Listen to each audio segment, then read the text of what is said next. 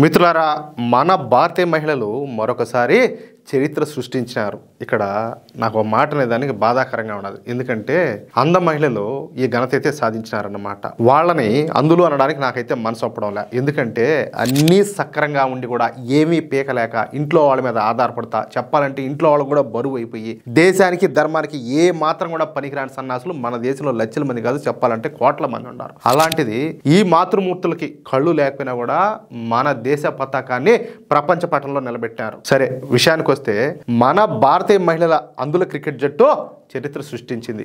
మొట్టమొదటిసారిగా నిర్వహించినటువంటి మహిళల అందుల ఈ T20 ప్రపంచ కప్ను కైవసం చేసుకుని ఒక సరికొత్త అధ్యాయాన్ని అయితే లిఖించిందనమాట. కొలంబో వేదికగా జరిగినటువంటి ఫైనల్లో నేపాల్ పైన 7 వికెట్ల తేడాతో ఘన విజయం సాధించి విశ్వ విజేతగా నిలిచింది మన భారతీయ జట్టు. చూడండి, అందుకే నేను చెప్పింది ఏమైతే అదే ఎందుకు పనికి రాకుండా ఉండేటటువంటి సన్నాసులు మన దేశంలో కోట్ల మంది ఉన్నారు. ఏది పందికుక్కలాగా తింటా కూడా దేశానికి వ్యతిరేకంగా మాట్లాడేవాళ్ళు, ధర్మానికి వ్యతిరేకంగా మాట్లాడేవాళ్ళు, దేశం మాకు ఏం చేసిందనే వాళ్ళు చాలా మందే ఉన్నారు. అవునా కాదా? అలాంటిది వాళ్లకు కళ్ళు లేకపోయినా సరే మనల్ని తలెత్తుకునేట్టుగా చేశారు. వాళ్ళు కదా గొప్పవాళ్ళ.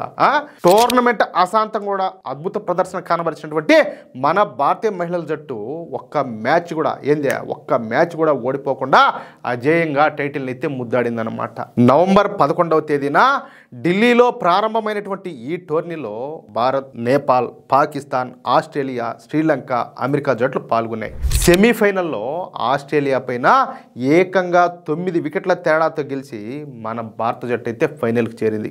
ఈ చారిత్రక విజయం దేశంలో అందుల క్రికెట్కు మరింత గుర్తింపు అలాగే ప్రోత్సాహం లభించడానికి మార్గం సుగమం చేస్తుందని చెప్పేసి క్రీడా విశ్లేషకులు కూడా భావిస్తారు. ఎందుకంటే చాలా మందికి ఇది ఇన్స్పిరేషన్ కదా. చాలా మంది ఆలోచన చేస్తారు, అరే మనం కూడా ఆడాలా, మనం ఎందుకు ఆడకూడదని చెప్పేసి చాలా మందిలో అలాంటి ఆలోచన వస్తుంది. కాబట్టి ఇది ఒక మంచి శుభపరిణామం. అవునా కదా? ఇక్కడ ఎవరైతే మనలందరినీ కూడా తలెత్తుకునేలా చేశారో వాళ్ళందరికీ కూడా శిరస్సు ఉంచి పాదాభివందనం చేస్తున్నా. సెల్యూట్ తల్లి, హ్యాట్స్ ఆఫ్ మీకు.